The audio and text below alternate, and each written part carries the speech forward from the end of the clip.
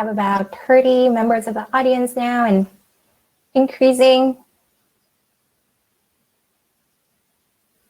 So we'll get started in 1 minute.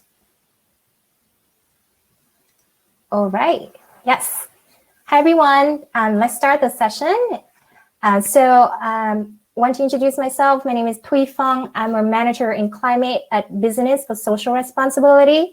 So we are an organization of sustainable business experts that work with our network of more than 260 member companies to build a just and sustainable world.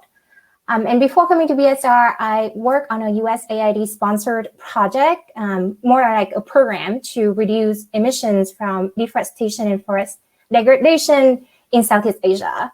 So, in that experience, I really saw firsthand how communities in Southeast Asia really need the funding, the finance, and the technical assistance to keep their forests standing or to implement more sustainable agriculture practices. And then now in my role at BSR, I work with a lot of member companies, and what I see is that most companies period, have a very small sustainability team. And so they don't have the time to do the deep due diligence of different carbon offset projects. So I see some of the companies are buying carbon offsets that frankly are not the highest quality on the market. And then some companies are shying away altogether and saying, the carbon offsetting specs is too complex, it's too risky, I don't want to get involved. With that, we are very fortunate today to have some of the leading carbon offset providers in the market with us in the panel today to tell us more about their solutions and tell us what is it that makes their carbon offset solutions, carbon removal solutions high quality. So with that, I'm going to hand it over to Zack Parisa. He's the co-founder of Natural Capital Exchange to give a brief overview of the solutions that Natural Capital Exchange provides. So yeah, Zack, please. Awesome. Yeah, thanks, Thuy. Great to be with everybody. Great to be on the panel here. NCX or the Natural Capital Exchange is the #1 provider of forest carbon credits. And we use our AI-powered base map to connect American landowners with net zero pioneers. And you might have known us as Sylvia Terra. We just recently went through a name change there, but same crew, although kind of a growing crew. And very briefly on just like a touch of background here. So my background's forestry, remote sensing, and statistics. And we started then Sylvia Terra, now NCX, about 10 years ago to support landowners with high precision information and precision forestry tools to help make decisions about how they managed forests, always with this idea that we could use that better information to inform outcomes in things like forest carbon, water, wildlife habitat, and build markets on top of those to make sure that those really positive outcomes are connected to these great companies and the work that they do and their supply chains. And through that work, we worked with most of the major landowning companies in the US and also worked on a lot of the really early forest carbon projects, particularly with the California compliance market, but also some other voluntary programs, and saw the struggles that landowners had to make those programs work, and a real opportunity for innovation to increase participation and increase the quality of carbon credits at scale. And that's what NCX is about. So what's different? What's different about this approach? So this is the Oaks family. This is actually one of the first families that we worked with in a pilot that we ran with Microsoft in Pennsylvania. And the difference for them is that up until now, they were not able to participate in forest carbon projects at all, primarily because it was too expensive for them to even consider the proposition. It costs, like typical legacy forest carbon projects, take about $200,000 and 2 years to set up and run. And for them, this family that owns something on the order of about 700 acres, multi-generational family ownership, they just couldn't make the numbers work. It was too costly. The other part was that the contract length was too long. They didn't, like typical forest carbon contracts are 100 years. And for them, that multi-generational contract that would bind their children and their children's children was like, it wasn't something that they could really meaningfully contemplate. And so what we're doing with the Natural Capital Exchange is we are measuring every single acre of forest in the US every single year. We're using those measurements to assess the likelihood that a family, just like the Oaks, on their specific property would harvest. And we're allowing them to state the price at which they'd be willing to reduce that harvest, to grow their forests longer and sequester additional carbon. And working with them to assess that positive impact and translate that to carbon credits that can be matched to net zero companies. So the difference is democratization of access and increased transparency, not only to the landowner about how these credits are produced, but also to the buyer. And it turns out there are millions of landowners just like the Oaks, and the market that we opened up actually just was opened in the spring, and you might have seen this Wall Street Journal article that went through this new opportunity and talked about how this is impacting forest landowners now throughout the United States. And in that first iteration, that first quarterly fulfillment cycle, it was the largest forest carbon project in the US by acreage. And so each quarter, so spring, summer, fall, we run a fulfillment cycle where landowners can assess their property and decide if it makes sense for them to grow their forests longer than they otherwise would have, make a change in the way that they manage to sequester additional carbon. So the innovation that makes that possible is Basemap, which is, again, a measurement of every acre of forest every year, which we've sort of developed the AI and process behind that for years, and then sort of closed the gap with Microsoft in our pilot to really scale up to continental scale.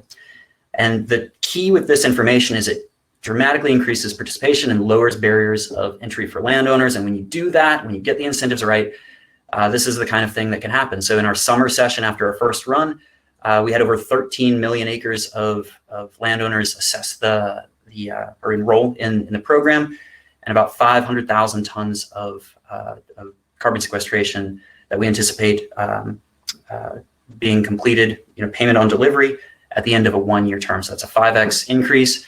We're super grateful for partners that we've been able to work with, not only the hundreds of landowners, but also folks on the buy side, folks like Cargill, Shell, Microsoft, and others. South Pole, thank you so much, Nav. Wonderful to be working with them as well.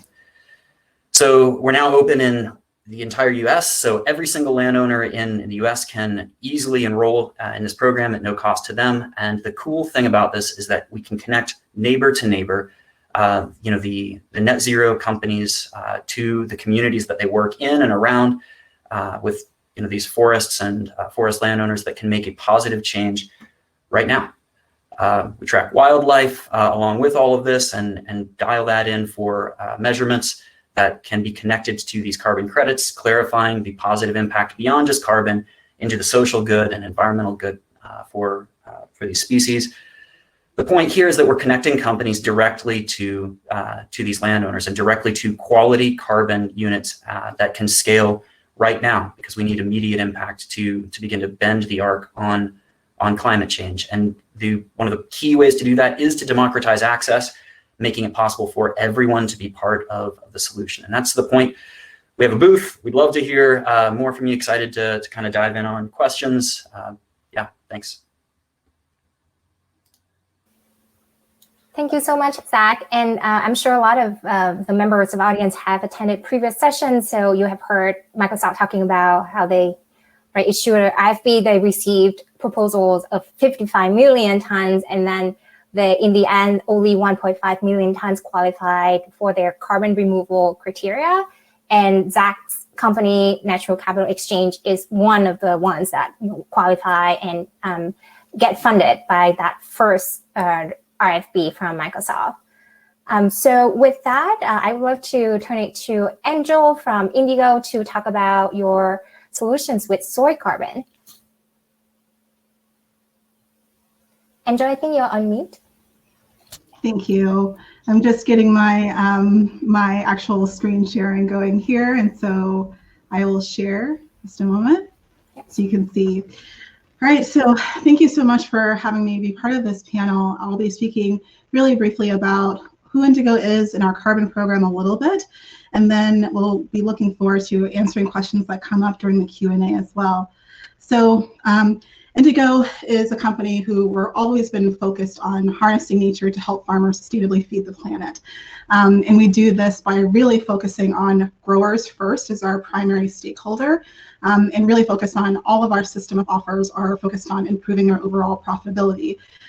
We also want to improve agricultural sustainability at large with our growers and with our partners and researchers as well, and then also aligning ag practice with consumer health.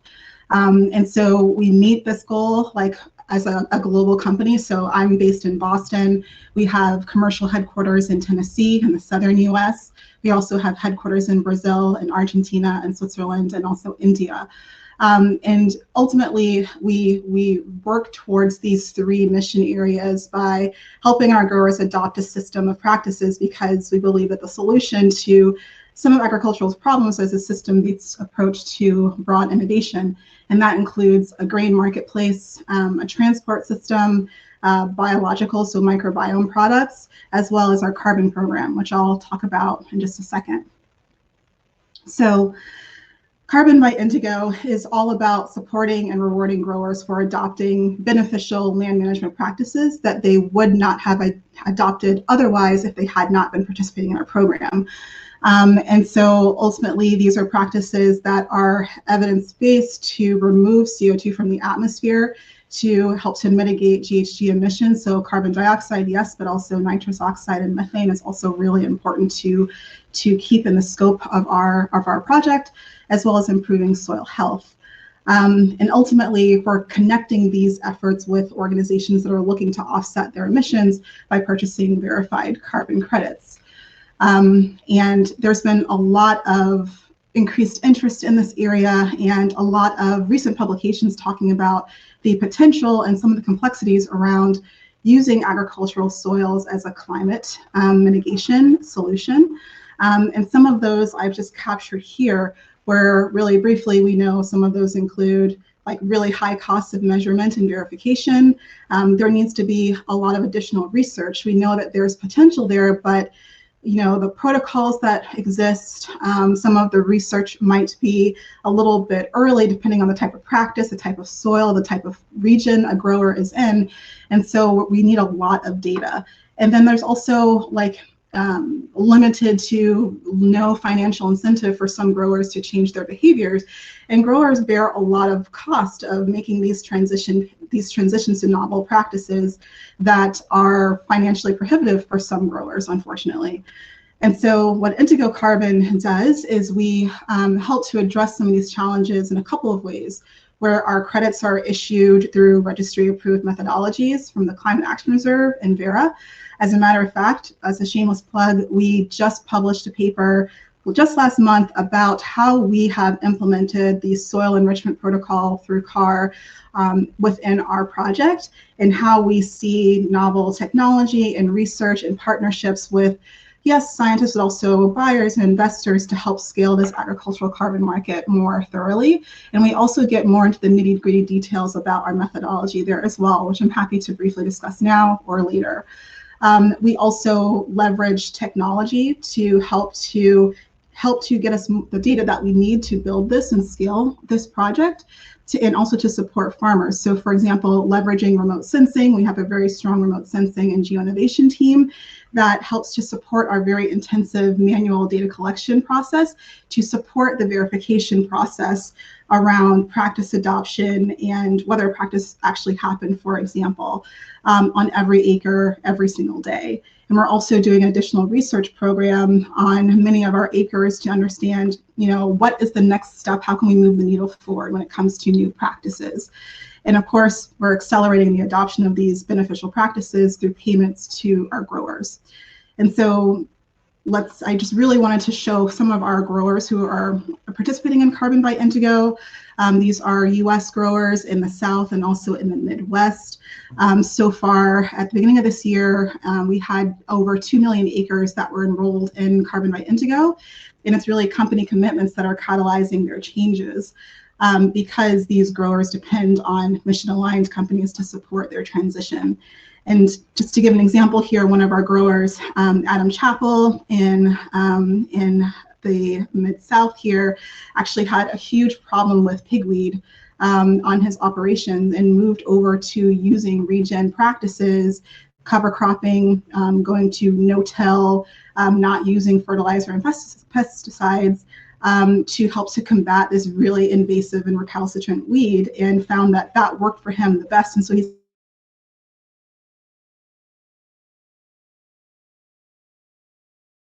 a pretty well-known speaker now about regen ag and also his experience working with Indigo.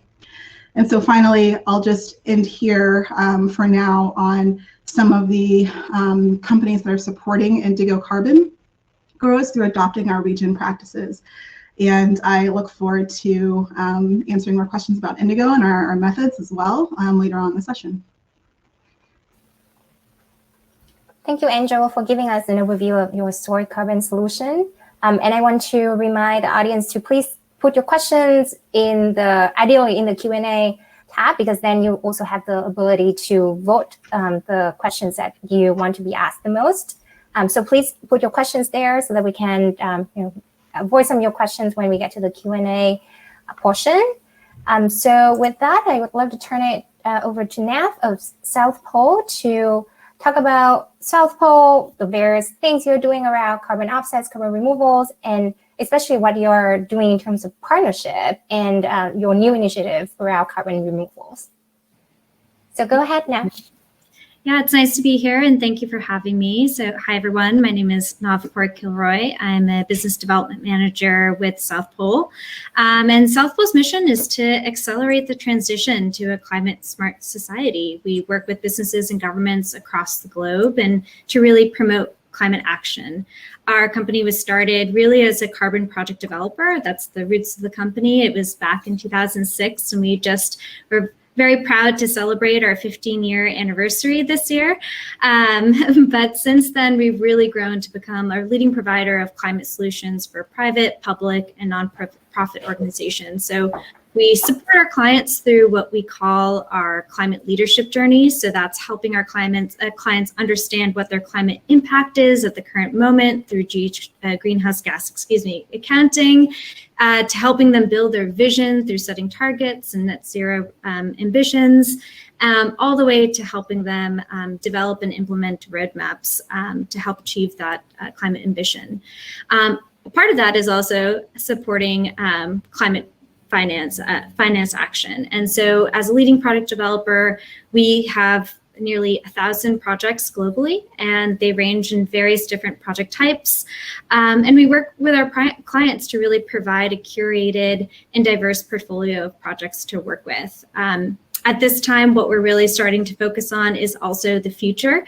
It's been so amazing to see the number of net zero commitments that have been coming out, and thus the momentum that's been just surging through our industry right now. It's been a really incredible time to be in this space.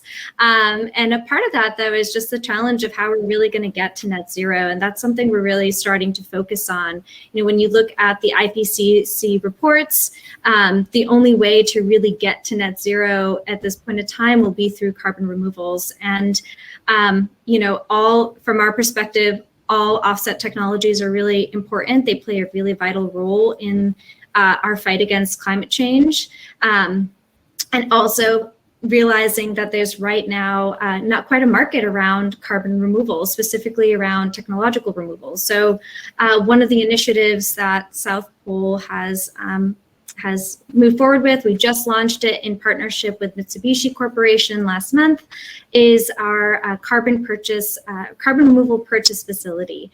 And that purchase facility, the goal of it is to essentially aggregate buyers and build a demand for technological carbon removal projects so that they can have the security of having, demand out there for their projects. And what that would ultimately do is help them scale those projects and also bring down the price of carbon removal, technological carbon removal offsets. So that's really the goal of this partnership and the goal of the carbon removal purchase facility. We're really thrilled to be able to launch it. It's just really starting to hit the ground running and kicking off. And we see it again as a way to really bolster the market around carbon removals and help us all achieve the goal of net zero, and really net zero and beyond as we look forward into the future. So that's some of the work that we've been doing, and I'm excited to be on the panel today to further discuss. Thank you, Nav. That's very exciting to hear, especially because we just came out of a panel that discussed, how to create a market for carbon removal solutions. So with that, I would like to turn it to Julian from FORLIANCE to talk about your solutions. Sure. Thanks a lot. Thanks for the other presenters and and to GreenBiz. Yeah, as you can tell, maybe from my lighting situation, based in Europe, so I don't have a lot of daylight to work with, but I hope it will work just fine anyway. I'll just share quickly the screen. Oh, there we go. So a quick context about who we are and what we do. We started out actually more than 20 years ago on the topic of forest carbon projects and connecting them to corporate action. So way back then, it was mostly about Excel spreadsheets. Then the first carbon standards came around. If there's a few forest carbon nerds around here, they probably remember the early days of CCB and Carbon Fix and so on. Then moving across the standard developments, these days, quite a few projects with the gold standard for the global goals in the forestry space. Yeah, really from day one, also thinking the corporate perspective. At the other end of the timeline, earlier this year, we actually rebranded. We had previously 2 different brands for our land use specialist team, which was called Forest Finance Consulting, and our corporate climate action team under the name Cool. And we combined those 2 under the new brand of FORLIANCE. So under this name, we've just been around basically half a year, but basically 2 decades in this space. And we brought the 2 brands together to really combine the 2 sides even more closely and try to build a really tight match between the project development and the corporate climate action side. One clear limitation and that we have is that we really focus completely on nature-based projects. So if somebody is calling us and asks about renewable energy projects or offsets, we say that's great, that's fantastic. We'll give them a phone number, but probably not much more. But on the nature side, we don't just work on carbon projects either, right? So we work on forest management plans. We are managing agroforestry projects for investors. We have our own remote sensing team. We have our own drone pilots who are having fun with fancy drones and sensors. And that really helps us understand the root of the projects and their local implementation, which is not just like the technical monitoring and biomass, but of course also working with the local stakeholders, with the communities and the impacts on biodiversity and so on. And in our view, with the increasing complexity in this space, we are actually really happy that we always, through the last not always easy 20 years, stuck to this specialty of working with nature-based projects, because of course now it's gaining momentum, but it also requires some expertise to develop good projects and not just try and jump on a moving train to catch up with demand. In this space, we've always worked with forestry projects, but currently we are also looking at a few more recent approaches like blue carbon, of course, mangrove projects, biochar as something we are working on methodologies there, agroforestry certainly, and then elements such as remote sensing, monitoring, and so on, as I mentioned. And one thing we also do in this space is that we don't just sell offsets. So we do develop carbon offsets, but we also work with corporates on developing their own projects, right? So that is something that we also do as a first and foremost nature-based project developer, that we sit down really with corporates and look at, okay, what are your preferences? What are your priorities? What is the supply requirements you have? And how do you want to manage pricing developments? And then set up early stage projects where you are really the exclusive supporter, or we build vehicles together with them, how to invest or co-invest in such projects, to not just go to the market and try and source credits, but really develop new projects from the very, very early stages. And that's certainly a very interesting topic to work on. As it was mentioned that some tool examples are interesting, I'll just show a couple of quick examples of how we try to create the transparency about the projects we're working on. Before the session started, we talked a bit about mascots. So this is Scotty in Panama. He likes to visit the cocoa areas. He certainly loves it. And we have here like a story map, which is more stakeholder oriented, I would say, to create transparency about the project, where you can actually go to the different spots across Panama, where we combine different project partners in a group certification project. And then we work with, for example, 360 drone pictures, where you can scroll around and fly over islands and really get a good impression of the project. And then at the same time, what we try to do here is that we connect this to the more technical details of the project, right? So we connect this so you don't just have a nice picture, but you can actually go to the project areas, and we've integrated the shape files. So the experts go into the PDDs and the verification reports and look at the shape files, but like the average interested party might not really want to dig that deeply. But here you can see, okay, this is where actually this 360-degree picture is from, right? So you have a bit the combination between the fairly intuitive journey through the story of the project with the foundation of the technical information behind it. And then we have like a dozen spots here for this project that you can fly through.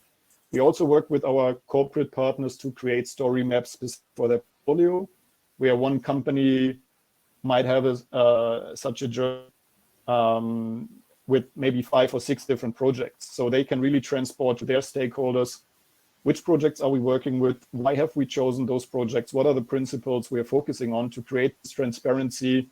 Not just talking about, oh, we are offsetting emissions, but also really showing how they are doing it and which projects they are working with. And then just a quick example of a more technical element here is a dashboard that is not really for external stakeholder communication, but more than for our investment partners to look at the progress of the project. This is an actual live example of a fairly new project we started in Germany earlier this year, where you can look at the tree species distribution on the you can check out the development of the land cover in the area and how it's distributed and how the forest cover actually is changing over time. And then you can look at different KPIs. In this scenario, it would be the carbon storage, but we can also look at other aspects such as biodiversity, habitats, water, and so on. So that's just a couple of quick examples of the tools we're working with. But for us, it's really important to point out that we try to act as a one-stop shop who's not just a technology provider, but first and foremost, a developer of projects, and then working with the tools to really transport what's happening in the project, again, and taking it a bit away from just a ton of CO2 to really understanding what's happening and building the right type of transparency towards the different stakeholders. Thanks. Thanks so much, Julian.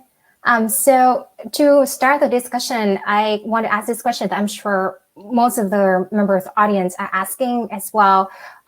Like specifically, how are you meeting the criteria that make a high quality offset? So would love to have you kind of go more into technical details and explain why your solutions are additional, why your solutions are permanent, or how durable are they? How permanent are they? And how are you addressing leakage?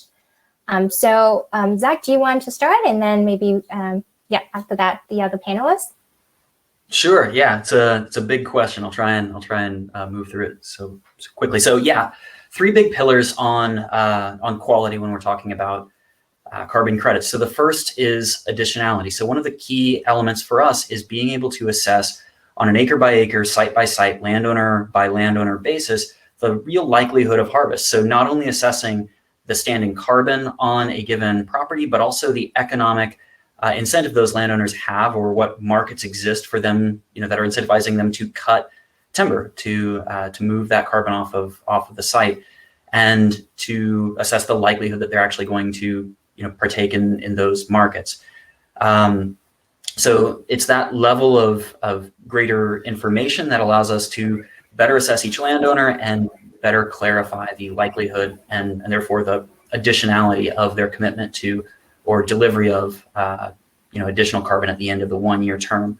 For leakage, one of the biggest problems right now, or at least one of the issues that we saw, was participation, like I mentioned. And perhaps the best way to avoid leakage is to make it possible for every landowner that has the opportunity to harvest to also have the opportunity to participate in carbon markets. And by opening that process up, and by doing what we do with running a reverse auction to identify the most efficient allocation of assets to reduce harvest activity on the landscape and grow forests longer, we're able to dramatically reduce leakage. And actually, we just did a sort of a web session with a economist at Oxford University that we're working with on that market design to help sort of stamp out leakage. And you can minimize leakage.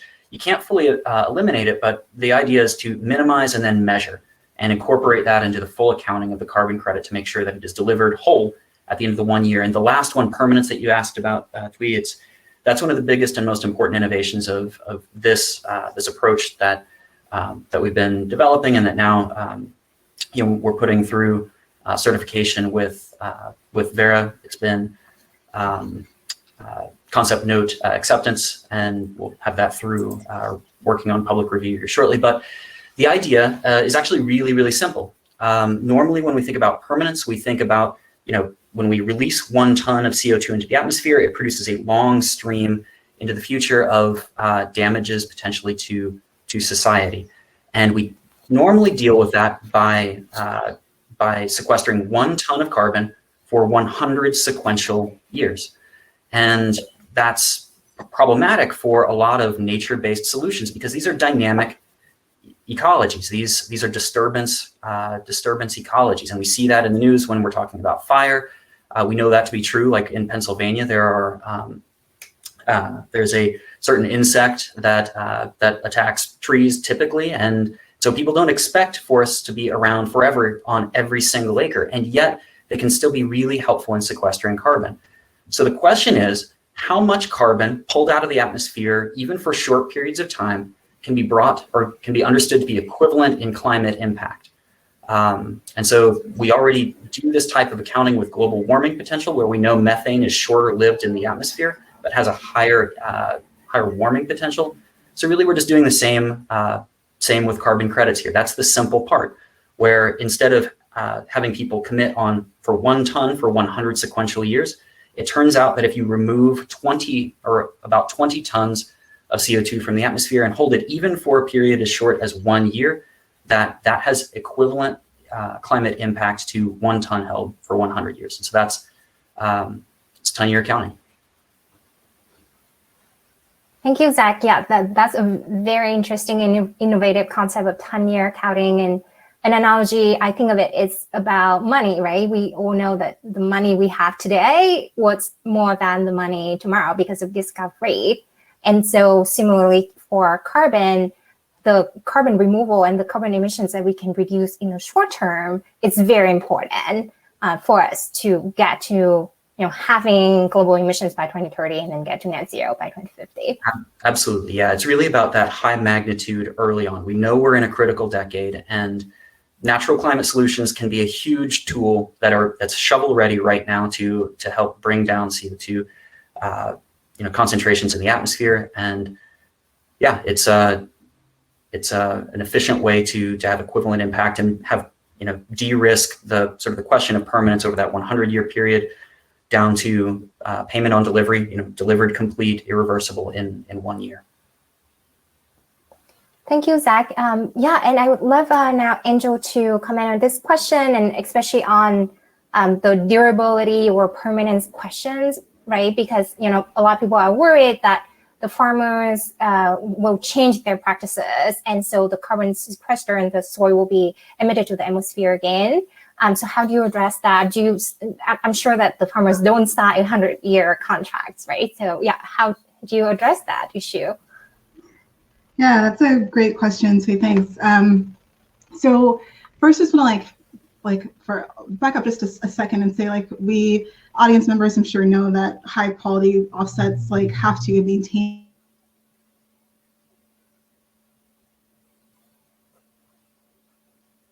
Am I the only one who's seeing Angel freezing? Oh, I lost her as well. So can you hear me now? Yeah, you're back now. You froze for a moment, and Okay. you're back now. Thank you, Zach. Sorry about that. Where credits should be real and additional and permanent, unambiguously owned, do no harm. And like what's really crucial is that these quality criteria have to function as a group. Removing one criterion from the list, for example, like additionality, like permanence, like ruins the integrity of the resulting credits, even if we have these other criteria there. And so for our program, we do meet all IPCC and also ISO principles as well. And I can give a couple of examples around like realness, additionality, and permanence, and then some of the other innovations that we have within our program as well that we also discussed in that paper I mentioned, where for realness, we use third-party databases to check data collected from our growers. And we also have really rigorous processes in place to select the most accurate and conservative values for credit generation as well. For the additionality, like growers are only eligible ultimately for the acres that they enrolled that they have implemented novel practices on that they would not have otherwise implemented. And what's really interesting is you might be familiar in certain areas of the US, for example, in Kentucky, there is like no-till has been the standard for a very long time. And so we also think about like this negative additionality list where growers in a certain area might not, certain practices might not qualify for additionality based on what is already well known and implemented in a certain area up to a certain percentage. And then we also have use cases where practices can come off of that list as well. So we're really thinking like with the grower in mind there.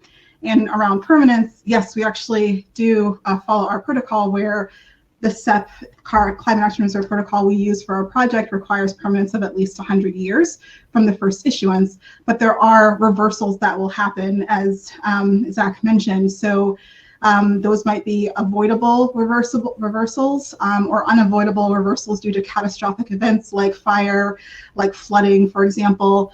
And so in cases against permanence, we maintain a buffer pool to help to mitigate the loss of carbon and emission of other greenhouse gases during that period. And then just to build upon that a little bit more, we also, in addition to the really conservative baselining we do, we also take into account novel data that isn't really standard yet, which includes like weather and climate data as well to get a more accurate baseline. Our uncertainty measurement in our program is really rigorous. We take into account sample error, yes, because soil is extremely heterogeneous. We also take into account measurement error and model prediction error as well. We're able to use like multiple types of models for our hybrid direct measurement and biogeochemical modeling approach to assessing how much carbon is actually being drawn down and sequestered in soils.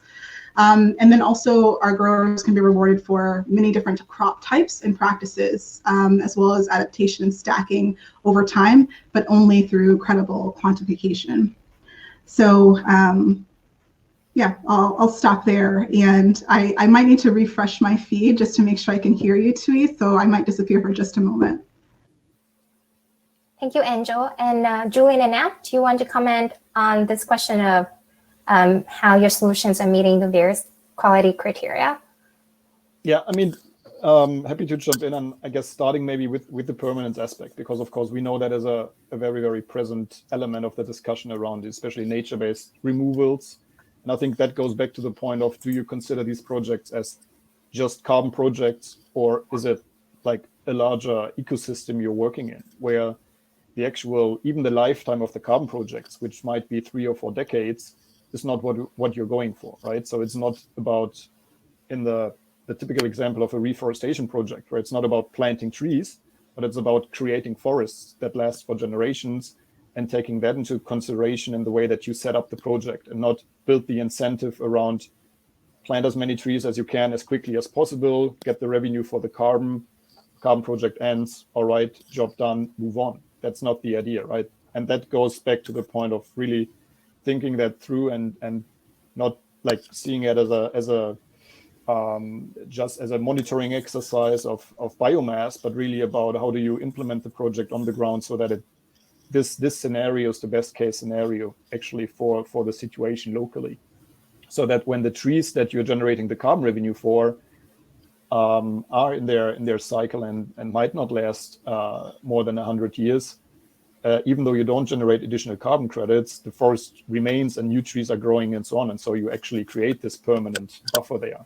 And then combining that obviously with the more framework and technical elements like the buffer pools and so on, which certainly are always a priority to not just say, oh, this is an offset because we have an Excel spreadsheet, but really go through the process and also the difficult stuff there. And that includes then the elements like leakage. And I think that goes also back to the point of transparency. And it's not about pretending that everything is without challenges and there will never be leakage, but really just looking at it and transparently reporting in it and taking it into consideration. I think that's very valid. And that's the reality of implementing sustainable projects. So it's always, I think, the combination of meeting the requirements of the standards, working with the more ambitious standards that really tell you, okay, this is the minimum, but not just try to meet that minimum. And once the auditor leaves, you're happy, but to really look at the long term and how to go beyond what is technically required. Right. So yeah, Nat, do you want to come in quickly? Sure, yes. I think from South Pole's side, what we generally believe is really adhering to ECROA approved standards. So that's how we really go about our processes, ECROA being the International Carbon Reduction and Offset Alliance, which is a nonprofit. It really promotes best practices and sets the standards that we feel really brings out the rigor of these markets. So as a member of ECROA, we follow ECROA's best code of best practice and go through an annual third-party review audit process with them. But in addition, we also do our own internal due diligence processes as well on our own projects that we develop, as well as market projects as well. And again, focusing on many of the other echoing a lot of what our other panelists also shared is ensuring that projects are real, they're measurable, additional, permanent, unique, and verifiable, and really adhering to those strict standards through reviewing PDDs, as Julian was mentioning, and really ensuring that the social and community compliance is there and that the environmental integrity is also there in the project. So I'll pass it back. Thank you. Yes. Questions. So I know we only have 3 more minutes left, so I want to touch on a few of the audience questions. So Howard asked the question, what do you think about a futures market for carbon markets that allows trading streams of credits with a risk-based discount rate? So I think, Zack, you may be the best person to answer this question.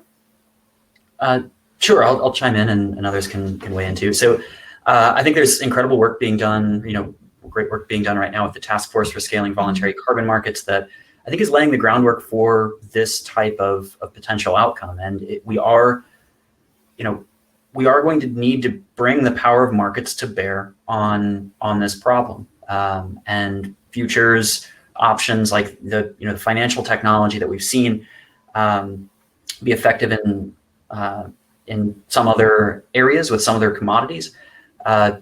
Absolutely, let's evaluate the potential for leveraging those things. Let's also look at the potential pitfalls, learn the lessons that we have learned over these last decades, and be thoughtful. I think Julian, made the point. We need to be thoughtful about how this affects communities and make sure that we're not, we don't wind up optimizing so myopically on just getting carbon on landscapes that it is, deleterious to, either communities, whether that be social, human, forest-based communities or ecological communities. So that was a little bit of a stray, but yes, futures markets are likely to happen, and I think it'll be a real help. Yeah, and lastly, I want to ask this last question. We have a lot of corporate audience members today, and so in wrapping up, what are some of the things that the corporate buyers can help all of you scale your solutions? Yes, it's buying the carbon offset products, but are there other ways, for example, catalytic finance, or helping to invest in research and development? What are some of the ways that they can help you scale your solutions? Angel, do you want to start? Sure, I'll definitely jump in on that. One, it's a barrier around getting all the right perspectives at the table, and then also investing in research is a really important one, especially for investors that might not be directly interested in purchasing carbon credits directly. But the amount of data and research we need around soil, agronomy, climate, and finance to reward growers is still growing, and we want to continue to make recommendations and bring in novel technologies that make such programs like our soil program a little bit cheaper so we can scale it globally. So investing in research, advocating for more research funding, but then also for, at the same time, so that funding can support high quality credits and whatever solution that you're most interested in, I think it would be a boon across the entire industry. Thank you. And Nav, can you give 30 seconds about how the corporations can get involved in your new carbon removal partnership? Yeah, absolutely. I would say feel free to reach out. We are looking for anchor buyers for that. And really, I think that's part of it. It's investing in these markets. It's going to help us grow them. So certainly if there's interest in there, just reaching out directly to us so we can dive into more of the details. I think just some other ways also is, echoing other panelists, is investing in developing projects. But also, another way corporate buyers can really support the market is by looking into multi-year offset agreements. And that really builds the long-term financial commitments that helps drive the market as well. So that's also a part of, the carbon removal purchase facility when focusing on removal projects. For those who are just starting to look into the market, that's another option to start diversifying their portfolio and looking for more than just this year, but looking in future years as well. Julian and then Jack, do you want to give 30 seconds on how the corporations can best support you scale your solutions? Yeah, sure. Thanks. I guess mostly reflecting what was said before as well. I think from our perspective, it's mostly two things. It's the early stage and it's the long-term perspective with those supports, to be aware that it might not be a 2-year turnaround, especially of course in nature-based projects. But if you talk about permanent projects, I think that also reflects to a degree the support and the corporate demand side to really be in it for the long haul with specific projects. And the second part would be also to be ready to maybe leap into some of the new solutions and new technologies. And if you want to see new solutions, to also commit to taking this pioneering role, maybe as a supporter, and look at the new options that are out there and that are being developed, and really to drive the momentum behind that from the demand side, I think is just as important as from the project developer side to come up with new ideas and new approaches. Yeah, that's echoing a lot of the same sentiments there. It's important for all of us to be part of the conversation here. And, the leadership that we've seen from a lot of companies stepping forward, not only with their net zero commitments, but also with, rigorous RFP processes where they're really trying to understand and evaluate quality in these credits and invest in innovation, just like Julian said. We're going to have to make an incredible advance over the next 10 years, 9 years, within this decade. And so we're going to need to, develop our technology, develop, sort of the ways that we work with communities and be able to scale those rapidly. And it's going to take bold leadership from a lot of the people that I think attend exactly this kind of meeting. So yeah, join the conversation, ask hard questions, and then let's move it forward together. Thank you so much to all of the panelists today. It has been a very rich discussion. And before wrapping up, I also want to give a shout out to one of the new initiatives that BSR is hosting.